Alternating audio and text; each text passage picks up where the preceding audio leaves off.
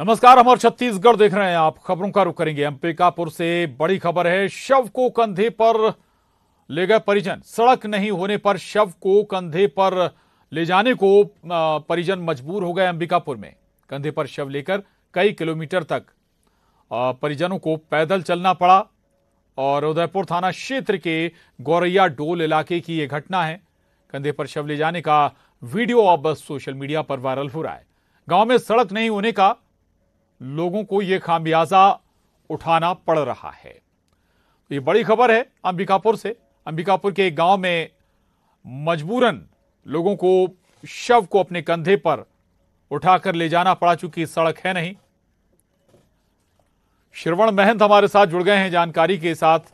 श्रवण, कहां की एग्जैक्ट ये तस्वीरें हैं? दूसरा, क्या कोई और दूसरी व्यवस्था नहीं थी कंधे पर शव को ढोने के अलावा?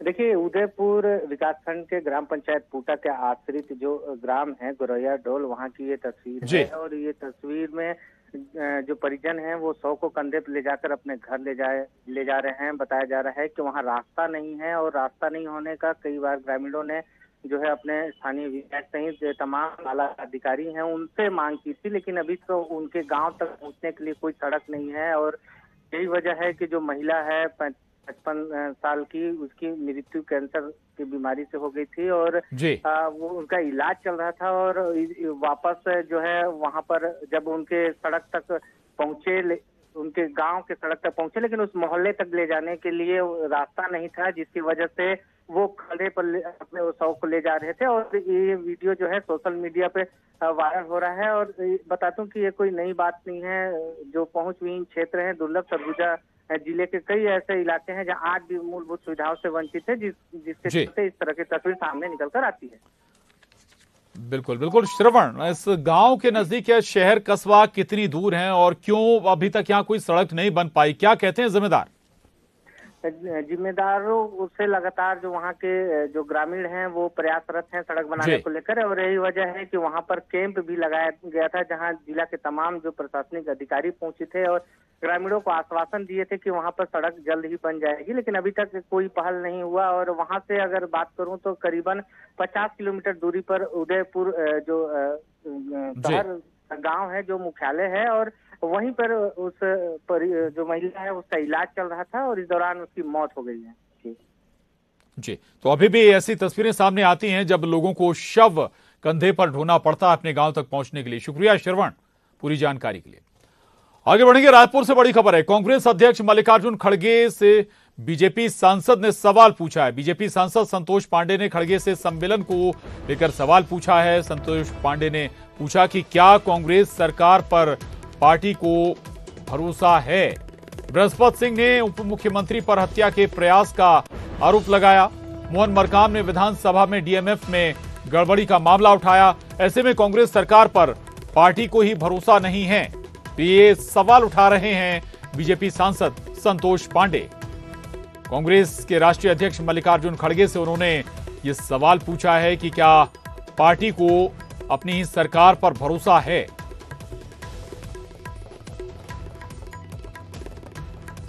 जी, राजनांदगांव में भरोसे का सम्मेलन करने से पहले बताएंगे कि टीएस सिंहदेव जी बृहस्पति सिंह पर अपने विधायक पर हत्या के प्रयास का आरोप लगाए थे।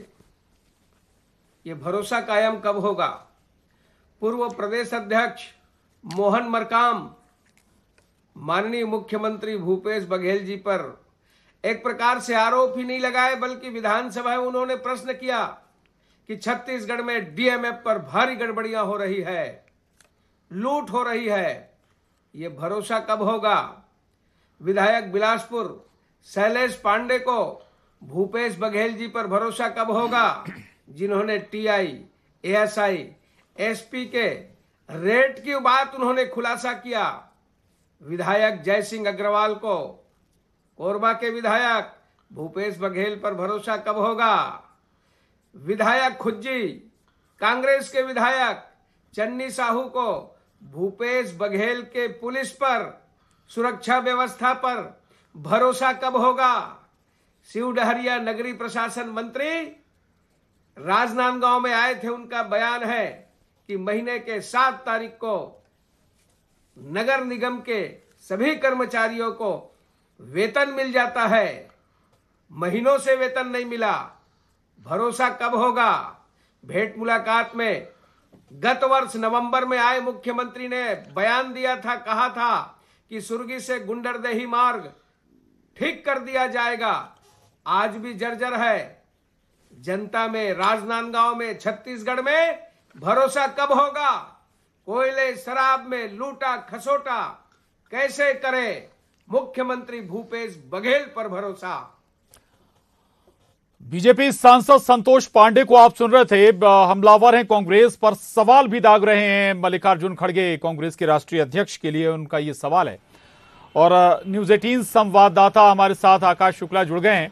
आकाश, ये तमाम मसले जिनका जिक्र संतोष पांडे कर रहे हैं, सियासत का बड़ा मसला छत्तीसगढ़ में रहे हैं, लेकिन अब इन्हीं मसलों के जरिए कांग्रेस की मल्लिकार्जुन खड़गे की घेरेबंदी की कोशिश बीजेपी की।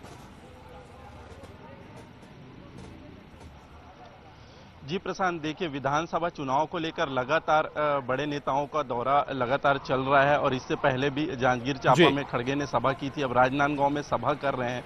वो सीधे तौर पे सरकार की योजनाओं को और उनकी उपलब्धियों को बता रहे हैं ताकि आने वाले विधानसभा चुनाव में इसका फायदा कांग्रेस पार्टी को हो सके। ऐसे में विपक्ष भी मुखर है। भाजपा लगातार इन पर आरोप लगा रही है कि लगातार भ्रष्टाचार हुआ है, किसी तरीके से लोगों को योजनाओं का लाभ नहीं मिला है। हाल ही में अभी बयान आता है संतोष पांडे जो कि सांसद है राजनांदगांव से, उनका सीधे तौर पे कहना है कि उप मुख्यमंत्री के ऊपर सीधे तौर पे हत्या का आरोप लगता है। एक तरीके से उनके विधायक लगाते हैं। मोहन मरकाम जो कि प्रदेश अध्यक्ष थे, अभी मंत्री हैं, वो विधानसभा में डीएमएफ फंड को लेकर गड़बड़ी का मुद्दा उठाते हैं। ऐसे में जब उनके पार्टी के बड़े नेताओं को ही उनके ऊपर भरोसा नहीं है तो ऐसे में किस भरोसा सम्मेलन की बात करते हैं? इस तरीके से सारी चीजें चर्चा के विषय बना हुआ है। इससे पहले भी कल सरोज पांडे जो कि राज्यसभा सांसद है, उन्होंने 9 सवाल खड़गे से पूछे हैं। उन्होंने सीधे भ्रष्टाचार को लेकर, धर्मांतरण को लेकर, गौ हत्या को लेकर इस तरीके से तमाम आरोप लगाए हैं। जो गड़बड़ियां सामने आ रही है उसको लेकर आरोप लगाए और घेरने की एक तरीके से कोशिश की है। लेकिन देखते हैं कि खड़गे का ये सम्मेलन कितना फायदा मिलता है। ठीक है आकाश, रहिएगा हमारे साथ, लौटेंगे आपके पास। और हमारे साथ आरपी सिंह साहब जुड़े हैं, कांग्रेस नेता। आरपी सिंह साहब, अब बड़ा स्पष्ट आरोप लगाती है बीजेपी की, भाई आप जनता के बीच जाकर भरोसे का सम्मेलन कर रहे हैं, यहां तो अपनों को अपनों पर ही भरोसा नहीं।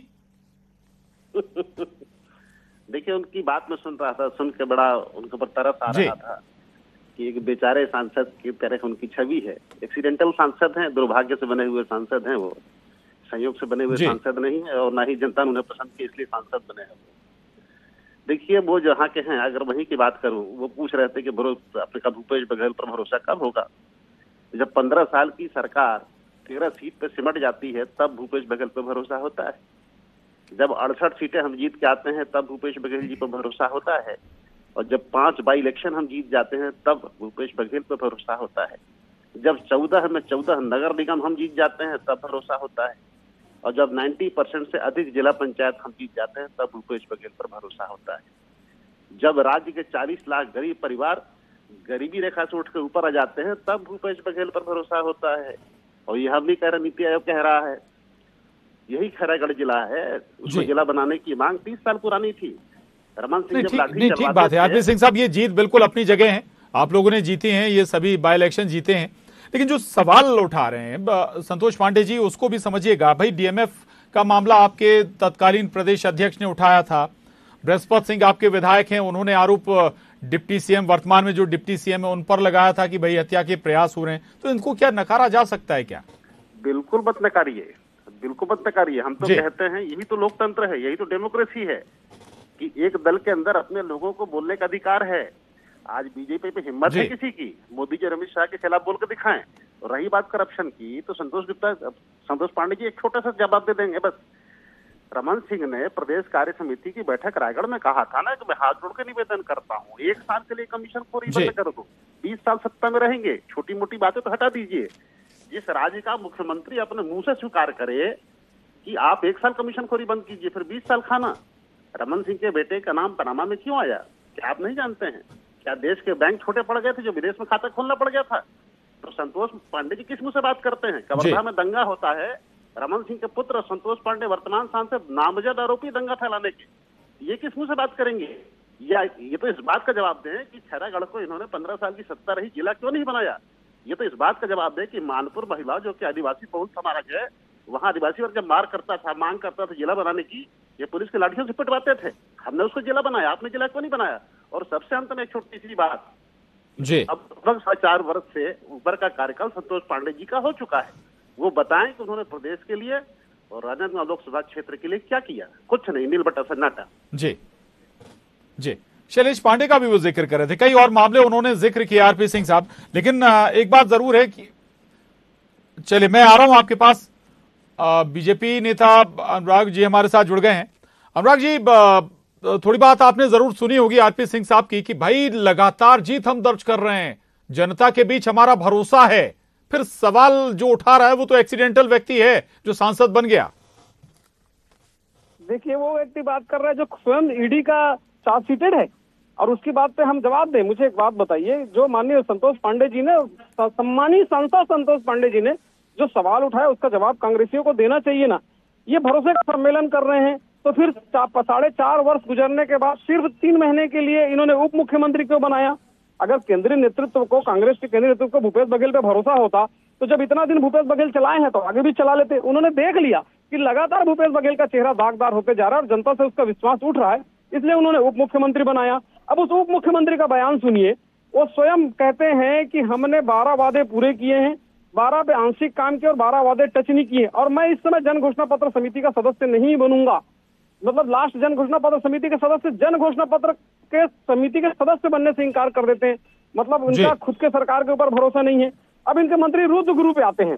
रुद्र गुरु जी अपना विधानसभा क्षेत्र छोड़कर दूसरे विधानसभा से लड़ने की बात करते हैं, और उस विधानसभा नवागढ़ के कांग्रेसी कार्यकर्ता आके यहाँ विरोध कर लेते हैं। छोटा सा सवाल अनुराग अग्रवाल जी, क्या आपके यहाँ विधायक या मंत्री सीट नहीं बदलते क्या? दूसरा, क्या जब चुनाव नजदीक होते हैं क्या आपके यहाँ विस्तार नहीं होता था क्या? मैं एक छोटी सी बात कह रहा हूँ साहब, उसको पूरा होने दीजिए। जहाँ राजनांदगांव में माननीय खड़गे जी पहुंचे हैं, उस राजनांदगांव जिला के खुज्जी विधानसभा की स्थिति देखिए। वहाँ की एक महिला सांसद है, अपनी सुरक्षा लौटा देती है, उसको मंच के ऊपर उसके ऊपर चाकू से हमला हो जाता है, वो अपनी गाड़ी लेके विधानसभा आती है, वहाँ उसका अपमान हो जाता है। तो यहाँ तो सरकार में एक दूसरे के ऊपर भरोसा नहीं है, इनके केंद्रीय नेतृत्व को भूपेश बघेल पर भरोसा नहीं है। चुनाव है तो सवाल एक दूसरे पर उठते रहेंगे, सवाल जवाब होते रहेंगे। शुक्रिया आरपी सिंह साहब। अनुराग अग्रवाल जी, न्यूज 18 से बात करने के लिए धन्यवाद आपका। और अगली खबर का रुख करेंगे। बीजेपी ने कांग्रेस अध्यक्ष मल्लिकार्जुन खड़गे के छत्तीसगढ़ दौरे पर निशाना साधा है। बीजेपी सांसद सरोज पांडे ने खड़गे से 9 सवाल पूछे हैं। सरोज पांडे ने कहा कि भारत जोड़ो यात्रा की वर्षगांठ मनाने वाले बताएं कि भारत शब्द से क्या आपत्ति है। राहुल गांधी की सभा में परोसे भोजन से 50 से अधिक गायों की मौत हो गई। क्या जन्माष्टमी पर गायों की मौत पर माफी मांगेंगे? सनातन धर्म के विरोध में बयान देने वाले स्टैलिन जो घमंडिया गठबंधन के अंग हैं, क्या कांग्रेस इसका सपोर्ट करती है? भूपेश बघेल पीएम को बात बात पर चिट्ठी लिखते हैं। राजस्थान में महिलाओं के साथ घटना घटी तो क्या आप राजस्थान के मुख्यमंत्री को चिट्ठी लिखेंगे? शिक्षक दिवस पर आदिवासी शिक्षिका के साथ दुराचार बलात्कार की लगातार बढ़ती घटना पर क्या भूपेश बघेल और सोनिया गांधी माफी मांगेंगे?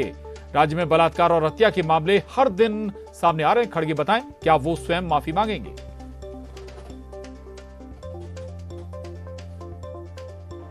G20 के विषय पर लगातार आप सभी के बीच इस विषय पर भारत शब्द को लेकर लगातार डिस्कशन हो रही है और कांग्रेस उसमें अपना पक्ष रखती है।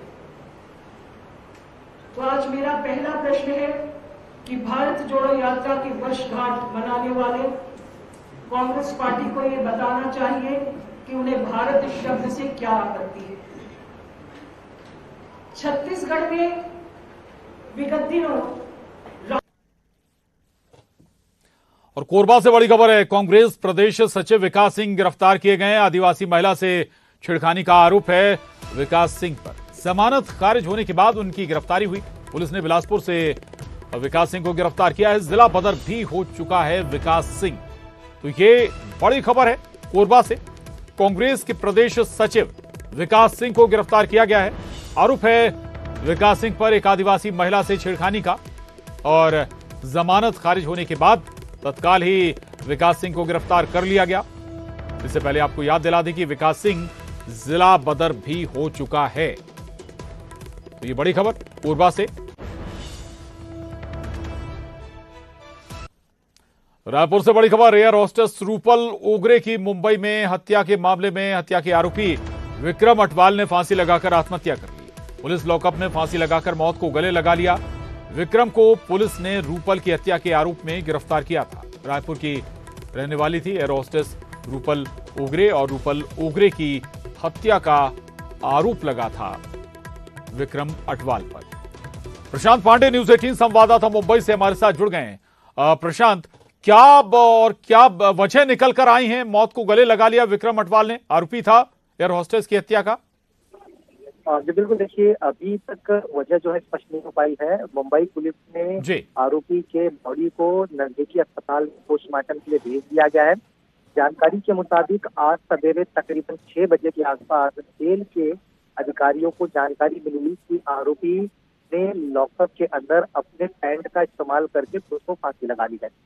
और आपको बता दूं कि एयर होस्टेस के हत्या के मामले के पीछे का मुख्य वजह क्या है, अभी तक ये भी स्पष्ट नहीं हो पाया था।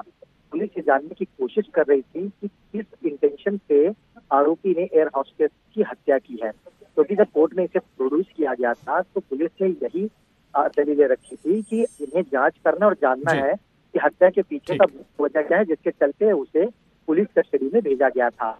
और आज सवेरे 6 बजे उसने लॉकअप में अपने पैंट का इस्तेमाल करके फांसी लगाकर आत्महत्या कर ली है। बिल्कुल, तो लॉकअप में ही फांसी लगा ली एयर होस्टेस की हत्या के आरोपी ने। शुक्रिया आपका प्रशांत, पूरी जानकारी के लिए धन्यवाद। और उसके साथ ही इस बुलेटिन में बस इतना ही। खबरों का सिलसिला लगातार जारी है।